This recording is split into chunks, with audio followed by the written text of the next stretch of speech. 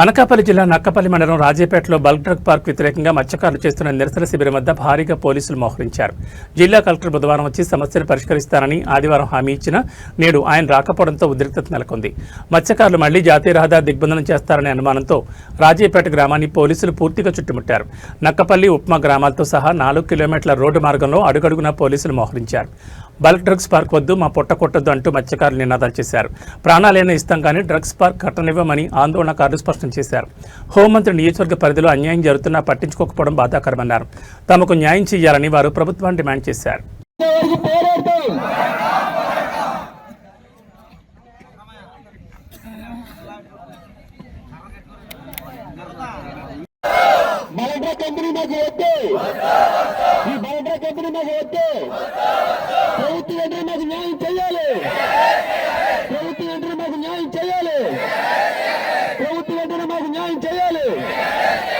న్యాయం చేసే వరకు పోరాడతాం.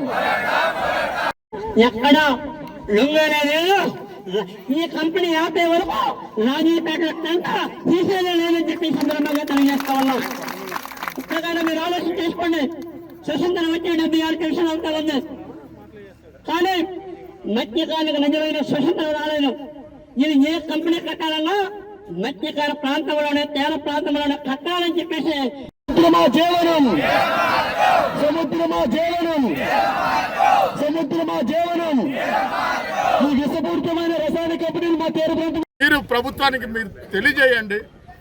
మా తాలూకా కోరిక ప్రజలు చెప్తారమ్మా. ఇప్పుడు మేము ఏదైనా చెప్పామంటే ఇది పొలిటికల్ ఇష్యూ అనుకుంటారు. వాళ్ళ స్టాండే నా స్టాండ్, వాళ్ళ స్టాండే మా పార్టీ స్టాండ్. అందరికీ నమస్కారం. నేను ఒకటే చెప్తా ఉన్నాను. మా జగన్మోహన్ రెడ్డి గారిని నేను ఎస్కార్ట్ ఇచ్చి నేను తీసుకెళ్తానని ఏ రకంగా చెప్పిందో, నువ్వు ఎలాగ నీ 4 రోజుల్లో నీ మంత్రి పదవి పోద్దమ్మా. పాయికిరాపేట ఎమ్మెల్యే గారు, మీరు ఇది కలెక్టర్ ఆర్డీఓలో వస్తే జరిగినటువంటిది కాదు.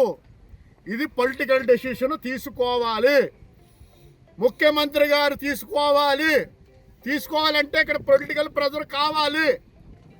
మీరు కనుక మీకు చిత్తశుద్ధి ఉంటే పాయికిరాపేట ఎమ్మెల్యే గారు, మీరు ఎప్పుడు వస్తారు, ఎన్ని గంటలకు వస్తారు, డేట్ మీరు చెప్తారా నేను చెప్పాలా?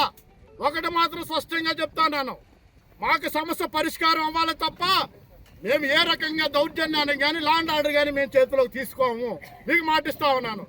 మీరు రండి, మిమ్మల్ని ఏ గౌరవంగా అయితే వచ్చారో ఆ గౌరవంగా మిమ్మల్ని పంపిస్తాను తప్ప మీకు అందరికీ కూడా నేను మాట్లాడుతున్నాను. మీకు అందరికి ఆమోదంగా ఒకవేళ అనిత గారు కనుక వచ్చుంటే ఎవరు ఒక్క మాట కూడా మాట్లాడుకోండి.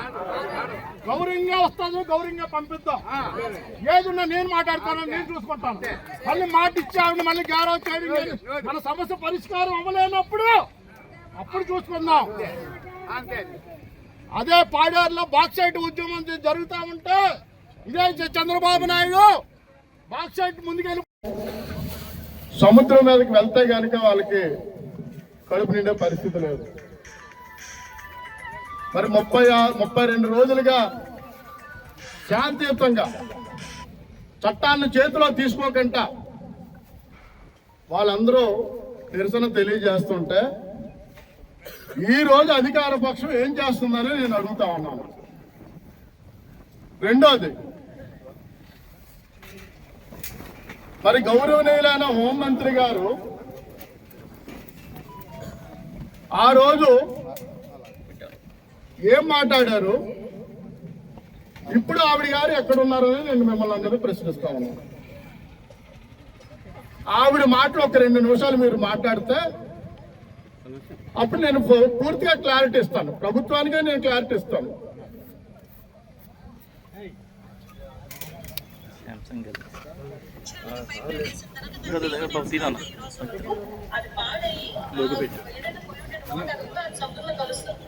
దీనివల్ల మత్స్యకారులు ఇబ్బంది పడతారు. అంటే నేను ఏదో రాజకీయాల్లో మాట్లాడడానికి చాలా ప్యూర్ గా మాట్లాడుతున్నా. నేను ఆ పిల్లోడిని మొన్న కుర్రోడిని చూసి వచ్చేసరికి నిజం కడుపు తెరుకుపోయింది.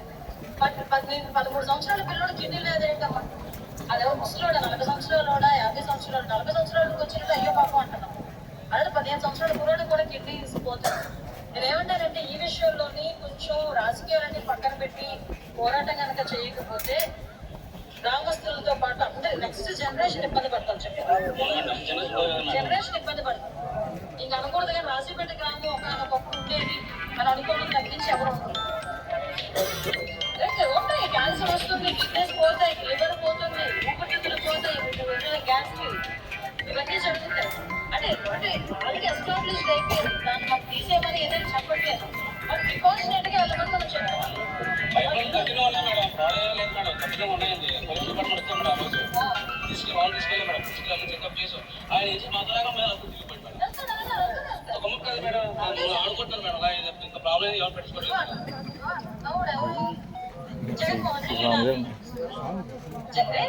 నేను డైరెక్ట్ గా మాట్లాడతాను, నాకేం భయం లేదు. జగన్మోహన్ రెడ్డి వినాలి. పెద్ద మనిషి రాజ్యసభ తీసుకున్నాడు తెలంగాణ నుంచి, బోర్డు మెంబర్ తీసుకున్నాడు.